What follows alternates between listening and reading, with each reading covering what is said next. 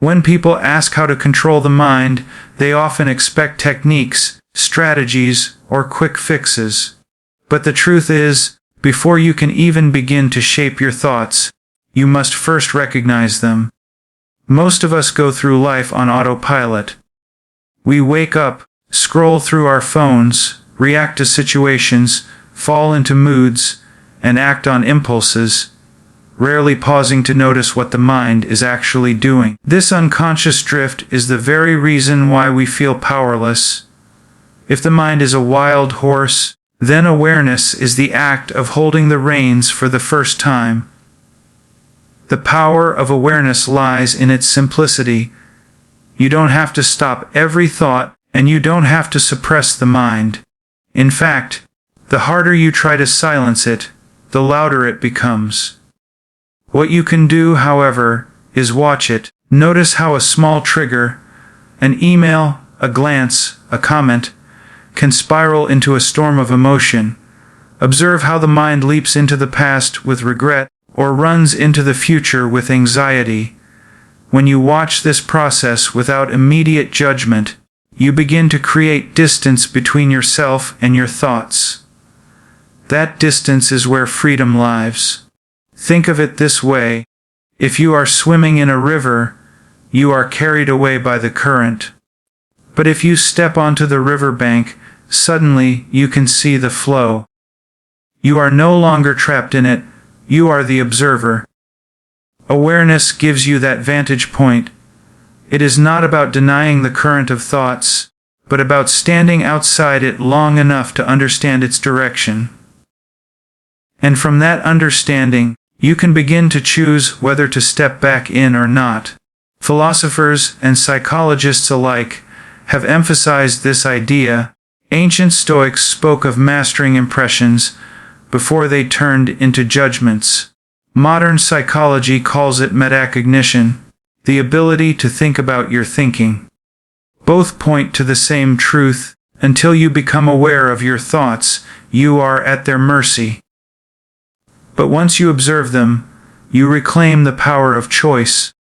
Awareness does not require special equipment. It can begin now, in this very moment. Notice the quality of your breath, the tension in your body, the tone of your inner dialogue. Ask yourself, what is my mind doing right now? Even such a small act of noticing interrupts unconscious momentum. Over time, with practice, you'll find that awareness grows sharper, like a light illuminating corners of the mind that once seemed hidden. This is where control truly begins. Not in force, not in suppression, but in observation. Because you cannot change what you refuse to see, and you cannot master what you have not first acknowledged. So the next time your mind pulls you into chaos, pause for just a moment. Step onto the riverbank. Watch the current. That simple act of awareness is the first, and perhaps the most powerful, step toward mastery. Once awareness begins to awaken, the next challenge emerges: discipline. Because simply noticing your thoughts is not enough, you must also learn to direct them. And this is where desire enters the picture. The human mind is constantly pulled by desires, large and small. Some are harmless, like the craving for a sweet snack. Others are destructive, like the temptation to procrastinate, to escape responsibility, or to indulge in distractions that steal your time and energy. Left unchecked, desire becomes the master, and the mind its obedient servant. Discipline is the reversal of that relationship. It is the process of training desire to serve you, instead of ruling over you. It does not mean you kill your desires or suppress them into silence. It means you align them with something higher, a long-term vision, a greater purpose, a standard of excellence you refuse to betray. Without discipline, even awareness will collapse back into chaos, because the mind always seeks the path of least resistance. Awareness may show you the road, but discipline is what keeps your feet on it. Think for a moment about how many decisions in life come down to this tension between comfort and growth. Waking up early to work on your craft, or hitting snooze. Sitting down to study, or reaching for your phone. Choosing to confront a difficult truth, or distracting yourself with entertainment. In every case, discipline is the inner voice that says, "I know what I want in this moment, but I choose what I want most." That choice is where true strength lies. From a psychological perspective, discipline is the practice of delayed gratification, the ability to endure short-term discomfort for long-term reward. The famous Stanford marshmallow experiment demonstrated this with children. Those who could resist eating one marshmallow in order to receive two later in time ended up, decades later, with better life outcomes in health, career, and relationships. The lesson is clear. Discipline is not punishment, it is investment. It is the proof that you value your future self enough to make sacrifices in the present. But discipline also has a philosophical dimension. Ancient thinkers like Aristotle argued that freedom without discipline is merely slavery to impulses. Real freedom, paradoxically, requires boundaries. To live without discipline is to be tossed around by every whim, every craving, every passing mood. To live with discipline is to take command of your inner world, to stand firm against the endless pull of distractions. It is worth remembering that discipline, like a muscle, grows with use. The more you practice it in small things, the stronger it becomes in great ones. And it is not about perfection. Everyone slips. What matters is the return, the decision to recommit each day. So when the mind whispers for comfort, when desire tempts you with the easy way out, remember this: every act of discipline is an act of self-respect. It is a declaration that you are not a prisoner of your cravings, but the architect of your destiny. Once you develop awareness and begin to discipline your desires, the next step is learning to command your attention. Because in the end, the mind follows whatever it is most consistently focused on. Attention is the steering wheel of consciousness, and yet most people surrender it without even realizing. They scatter it across countless distractions, notifications, endless scrolling, trivial conversations, until their inner world feels fragmented and their goals remain unfinished. To control your mind, you must reclaim your attention from the noise and place it deliberately on what truly matters. The truth is, your life will always move in the direction of your dominant focus. What you consistently think about, what you give energy to, what you allow to occupy your mental stage, that becomes your reality. If you constantly focus on problems, life feels heavy and difficult. If you focus on opportunities, possibilities begin to reveal themselves. This isn't mystical, it's psychological. The mind has a filtering system, the reticular activating system, that amplifies whatever you decide is important. Focus is not just a choice, it is literally programming your brain to notice, amplify, and pursue what matters. But focus is more than just choosing where to look. It's choosing what to ignore. In a world filled with endless stimulation, attention becomes diluted unless you protect it with discipline. That is why every great achievement, every deep relationship, every breakthrough requires concentration. To write a book, to build a business, to master a skill, you must direct your attention like a laser, not scatter it like a flashlight. Without focus, the mind drifts into distraction. With focus, it becomes a tool of extraordinary precision. Philosophically, focus is also about presence. The past is a memory, the future a projection, but the only reality you can act upon is this moment. When your attention is anchored to the present, you regain your full strength. That's why practices like meditation, deep work, or even simple mindfulness are so powerful. They are not escapes from life, but training for the mind to stay where life actually happens here and now. Of course, attention is fragile, it slips easily, and that is why controlling it is a lifelong practice. You will fail. You will get distracted, but each time you notice the drift and return, you strengthen the muscle of focus. Over time, this repeated act of returning builds mental resilience, and suddenly you realize you are no longer at the mercy of every distraction. You can hold your mind steady. You can direct it at will. So ask yourself right now, where has your attention been living? On worries you cannot change, or on actions you can take? On noise, or on purpose? Because the quality of your focus determines the quality of your life. Protect it. Guard it. Direct it wisely. In the end, the mind becomes what it repeatedly attends to. Focus is not just what you see. It is what you become. Awareness gives you the power to observe, discipline teaches you to resist, and focus helps you direct your attention. But there is still a deeper layer of the mind that must be addressed. The patterns of thought that live beneath the surface. Because the truth is, most of your thinking today is not new. It is recycled. It is habit. Studies suggest that nearly 90% of our daily thoughts are repetitive, and many of them lean toward the negative.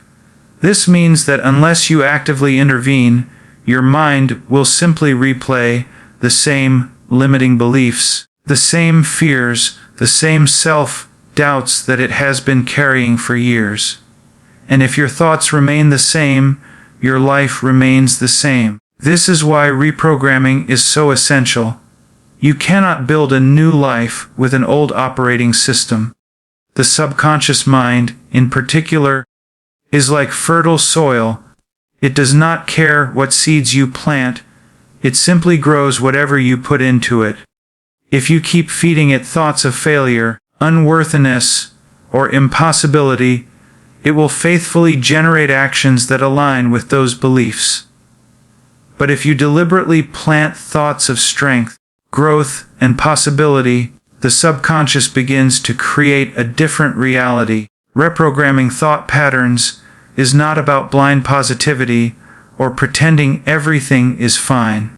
It is about challenging the false stories that limit you. Every time you catch yourself thinking, "I can't," you ask, "Is that absolutely true?"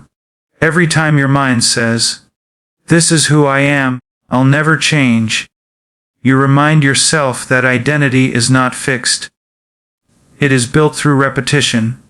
By questioning the narrative, you weaken its hold. And by consciously choosing new narratives, you reshape the foundation of your inner world. Psychologically, this is the essence of cognitive reframing, choosing to see the same situation from a different angle. A failure can be a dead end, or it can be a lesson. A setback can be proof of inadequacy, or it can be training for resilience. The event itself does not change, your interpretation does, and it is that interpretation that shapes how your life unfolds. Philosophically, it connects to a profound truth: the mind is not reality, it is a lens through which reality is seen. If the lens is clouded with fear or self-doubt, the world looks hostile and small. If the lens is clear and strengthened by empowering beliefs, the world opens up with possibilities. Control, then, is about polishing that lens until it reflects truth rather than distortion. Reprogramming is not instant. Just as negative patterns were formed over years of repetition, positive ones require the same persistence. But each deliberate thought is a brick laid in the construction of a stronger mind. And over time, the walls of limitation crumble, replaced by structures of clarity, courage, and conviction. So remember this: you are not condemned to live inside the same story forever. The mind may be a creature of habit, but habits can be rewritten. The pen is in your hand. Choose the script. Even as we learn to observe our thoughts, discipline our desires, focus our attention, and reshape the patterns of our mind, there remains another dimension that often overpowers all of these: the realm of emotions. Because no matter how strong your intentions, when anger blinds you, when fear paralyzes you, or when sadness pulls you into despair, reason alone struggles to hold its ground. This is why emotional regulation is not separate from controlling the mind. It is central to it. The mistake many people make is thinking control means suppression. They believe strength is shown by ignoring feelings, locking them away, or pretending they don't exist. But suppressed emotions do not disappear. They leak out in unexpected ways, through impulsive decisions, harsh words, broken relationships, or quiet self-destruction. True control is not suppression but transformation. It is the ability to experience emotions fully, yet not be ruled by them. Think about it: emotions are signals, not commands. Fear tells you there is risk. Anger tells you something feels unjust. Sadness tells you something valuable has been lost.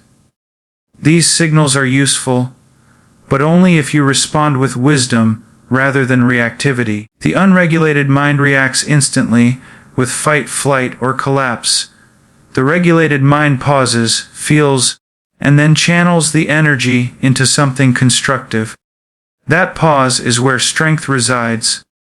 From a psychological standpoint, emotional regulation is the bridge between impulse and action. It is the capacity to sit with discomfort, to breathe through the storm, and to choose a response rather than surrender to reflex. Modern neuroscience confirms this. When the prefrontal cortex, the part of the brain responsible for reasoning, is activated, it can calm the amygdala, the emotional alarm system. In other words, the conscious mind can soothe the reactive mind, but only if we practice. Philosophically, it reflects an ancient wisdom. The Stoics did not say, "Feel nothing." They said, "Do not let emotions enslave you." The Buddhists did not say, "Avoid suffering." They said, "Observe suffering without clinging to it." Across traditions, the message is the same: emotions are part of life, but mastery comes when you can hold them without drowning in them. This mastery is not cold detachment. It is power with compassion. It is the ability to take the fire of anger and forge it into courage, to take the weight of sorrow and shape it into empathy, to take the tremors of fear and turn them into alertness. Emotions become allies rather than enemies. And perhaps this is the deepest truth: you cannot control life itself. You cannot stop difficulties, losses, or uncertainties from arriving, but you can control how your inner world meets them. That is where freedom lies, not in the absence of storms, but in the ability to remain steady within them. So the next time emotion rises like a wave, do not fight it, and do not drown in it. Stand tall, let it wash over you, and then choose your response with clarity, because real strength is not the absence of feeling, it is the mastery of it. Even after awareness has been awakened, discipline practiced, focus sharpened, thought patterns reshaped, and emotions regulated, there remains one last frontier: the ego. Because no matter how well you train your mind, if it remains chained to the constant demands of the ego, you will always feel restless, insecure, and incomplete. The ego is that voice inside that craves validation, that constantly compares, that fears irrelevance, that whispers, "I am not enough unless others see me as enough." And as long as the mind is in service to that voice, control is fragile. To transcend the ego does not mean erasing your identity or abandoning ambition. It means recognizing that the ego is not the whole of you. It is only a small, constructed part of the mind, designed for survival and recognition. The problem is, when we mistake it for our true self, we hand over the keys of our life to a restless child who is never satisfied. The ego always wants more praise, more security, more proof, and because more has no finish line, the mind stays trapped in a cycle of striving without peace. Philosophically, this is why sages and spiritual teachers across cultures spoke about detachment, humility, and the deeper self. They were not suggesting passivity or weakness. They were pointing to freedom. When you learn to step beyond the narrow cage of ego, the mind opens into something larger: purpose, service, creativity, even silence. You stop asking, "How do I look in the eyes of others?" and start asking, "Am I aligned with what matters?" That shift alone transforms the mind from restless to steady. From a psychological perspective, transcending ego also means reducing what researchers call ego involvement. When every task, every challenge, every conversation becomes a referendum on your worth, stress skyrockets, and the mind tightens in fear of failure. But when you loosen that grip, when you see your identity as bigger than any single outcome, the mind relaxes and performs at its best. Paradoxically, you become more capable precisely because you are no longer enslaved by the need to prove yourself. The ego thrives on noise, comparison, judgment, insecurity. Transcendence thrives on stillness. This is why moments of deep meditation, profound service, or even awe in nature feel liberating. For just a while, the voice of the ego quiets, and you glimpse a different kind of control. One not based on force, but on freedom. And here lies the highest form of mastery. True control of the mind is not about domination or suppression. It is about clarity, discipline, focus, resilience, and finally, transcendence. The ability to step beyond the ego and let the mind serve something greater than itself. So remember this: the ultimate victory is not in conquering others, nor even in conquering circumstances. It is in conquering the false self, so that the true self may rise. When the ego no longer dictates your life, the mind becomes a faithful servant rather than a relentless master. And in that moment, you are not just in control of your mind, you are free.